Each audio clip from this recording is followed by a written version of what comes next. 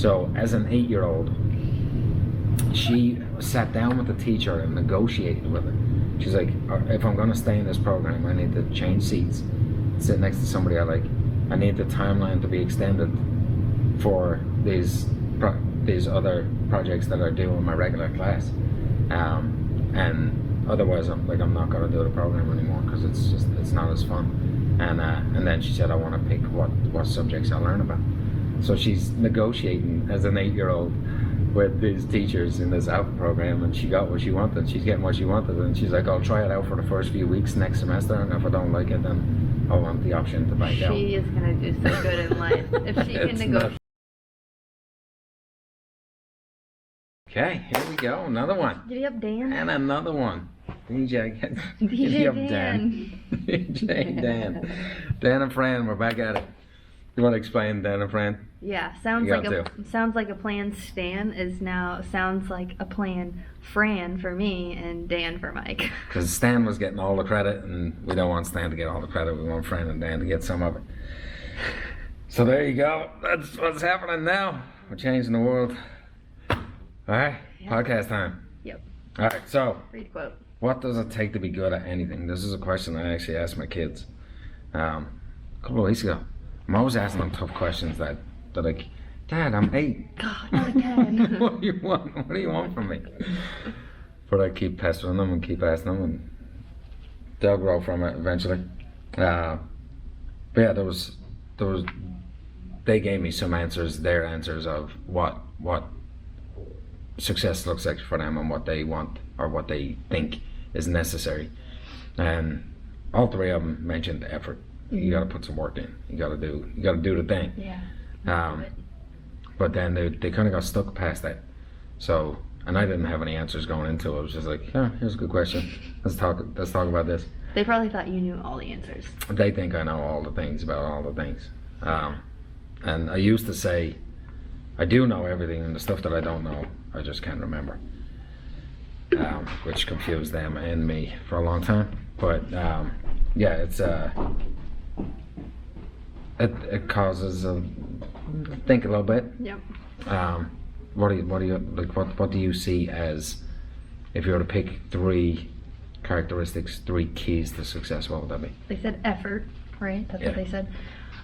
Consistency, continually repeating the habit that you're trying to instill or the thing you're trying to do.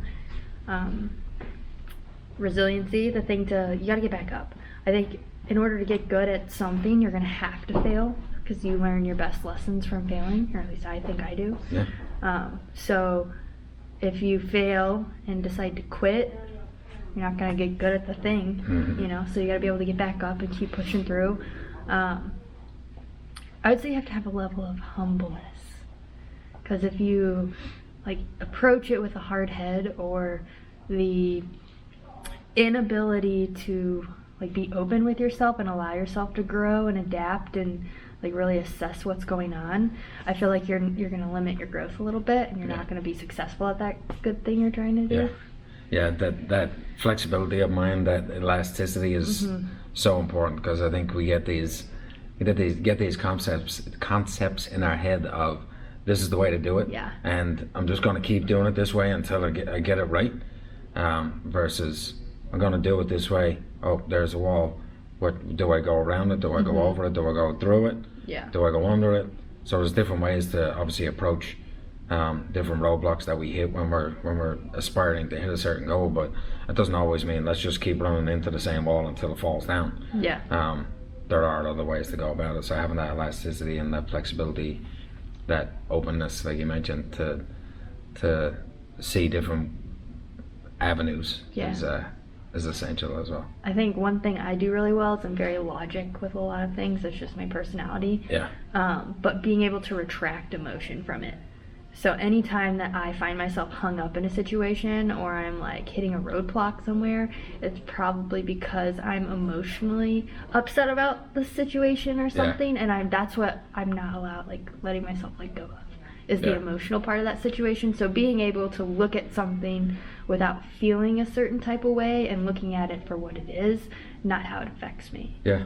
Yeah, that's definitely a challenge as well. Yeah. like to see things as they are and not as we want them to be. Yeah, that's oh, that was a good one. That can be a toughie. Yeah. But yeah, so I think I'm kind of the somewhat opposite, to where I feel like I'm a little bit more emotionally intelligent versus logically intelligent.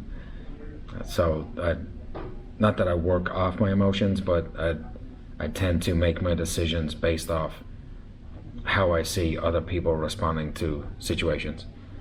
So Okay. if I have a certain path that I'm going down, and it's because everything that we do impacts other people in our circle, whether we want it to or not.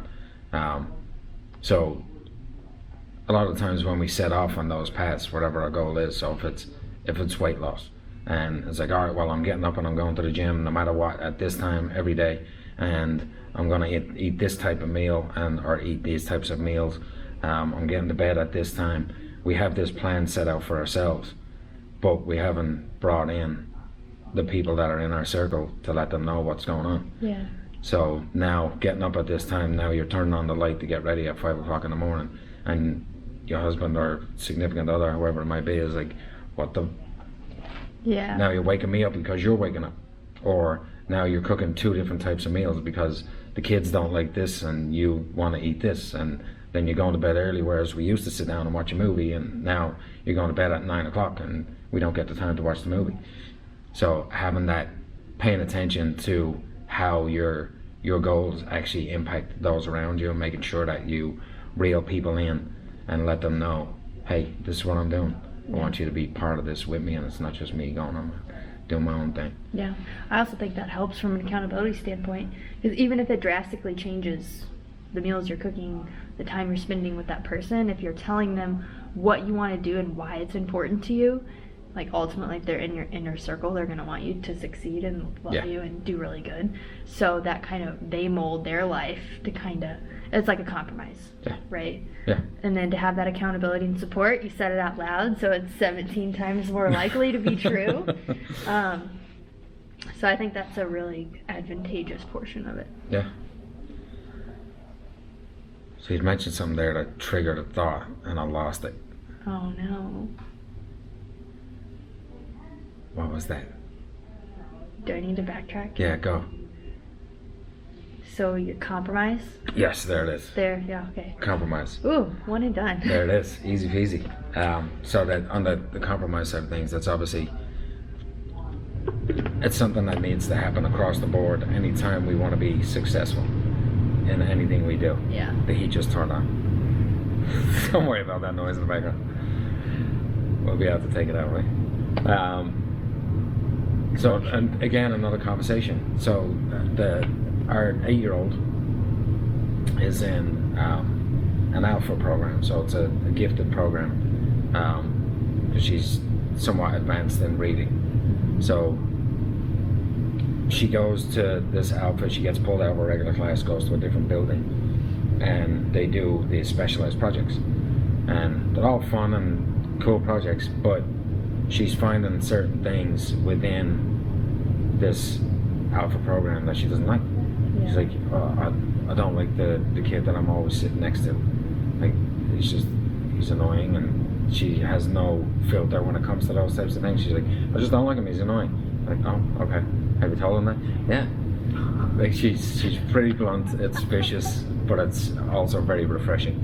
This is I hope Orla, right? Yeah, I hope she keeps that trait. It's pretty cool. I love her. She scares me, but I love that. But then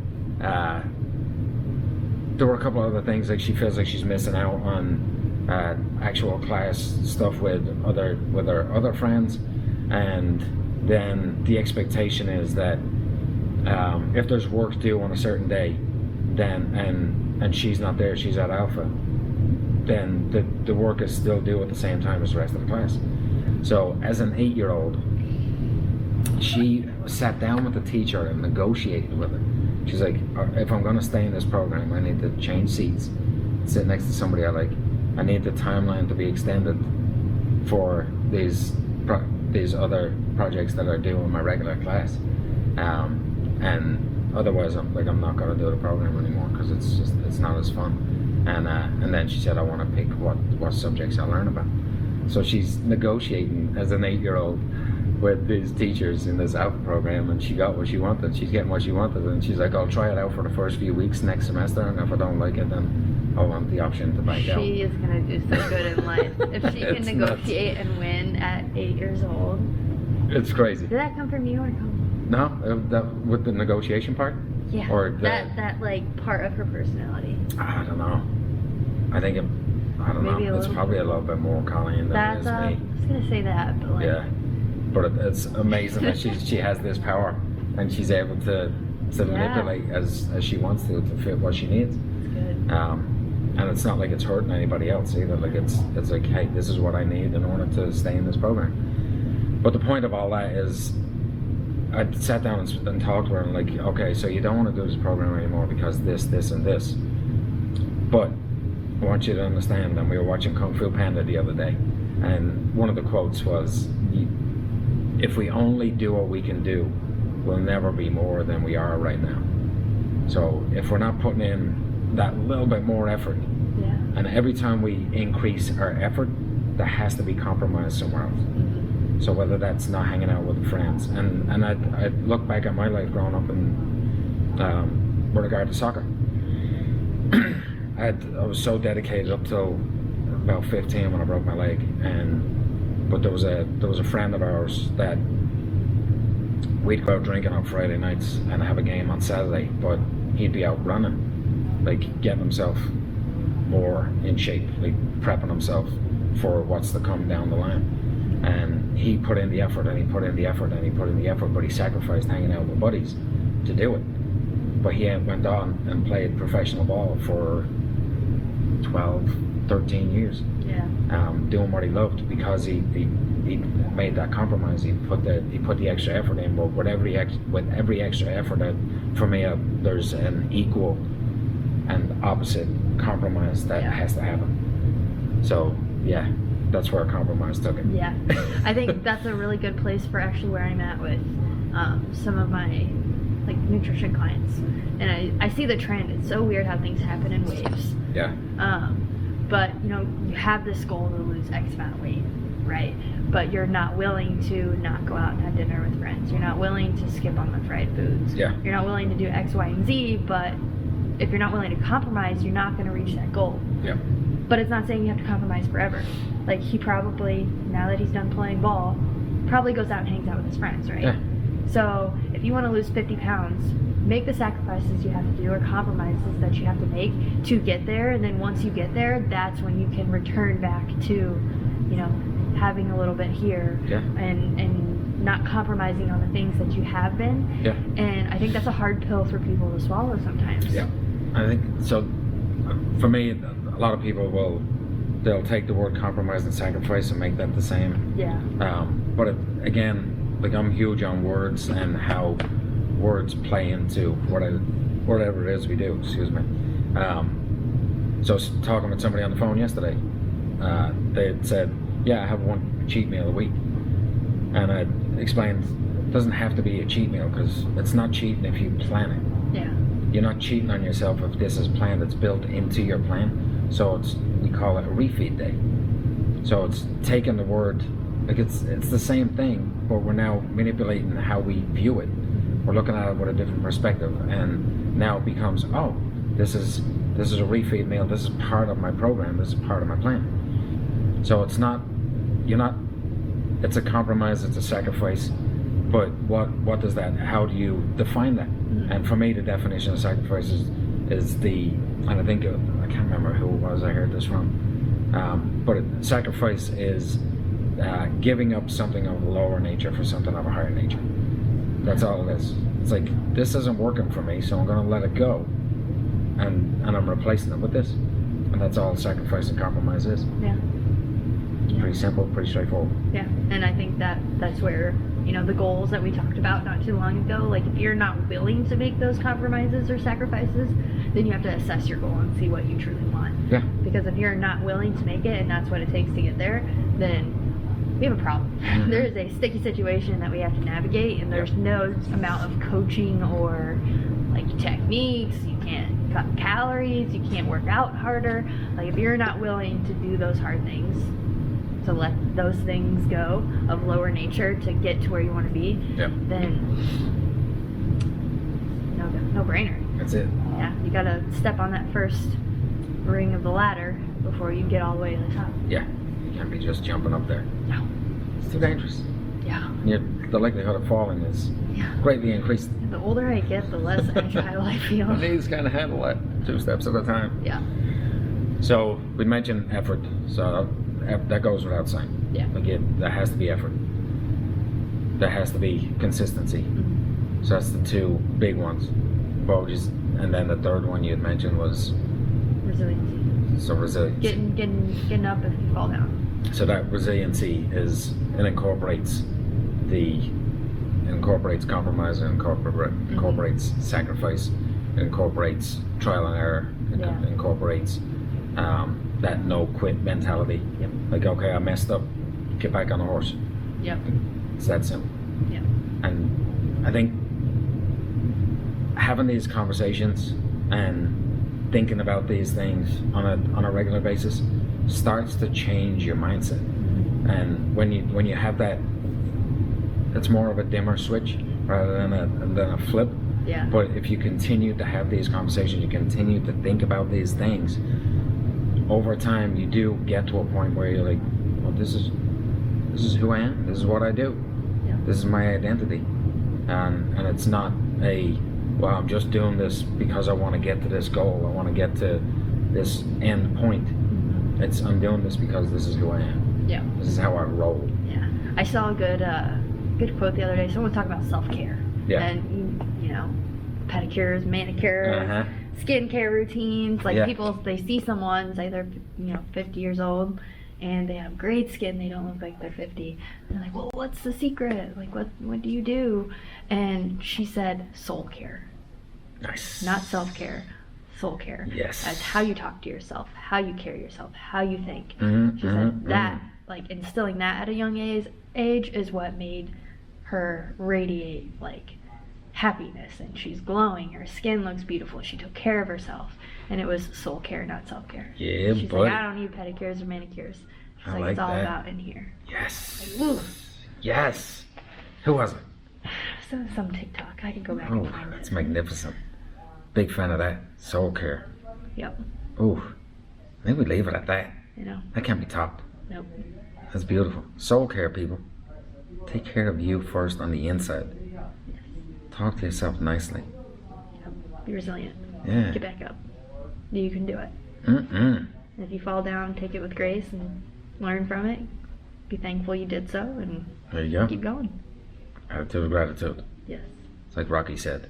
It's not about the amount of times you get knocked down. It's the amount of times you get back up and keep moving forward. Something along those lines, right? Amen. Yeah, Rocky. All right, you want to recap, reread it? What did we come up with? 3? Okay, so what does it take to be good at anything? So I had in here preparation.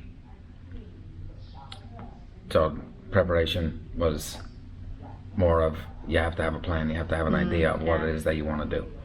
It's not a one and done situation. It's not I'm going to prepare once and then I'm good to go. Yeah. It's constantly revisiting and going over what it is that we want to do.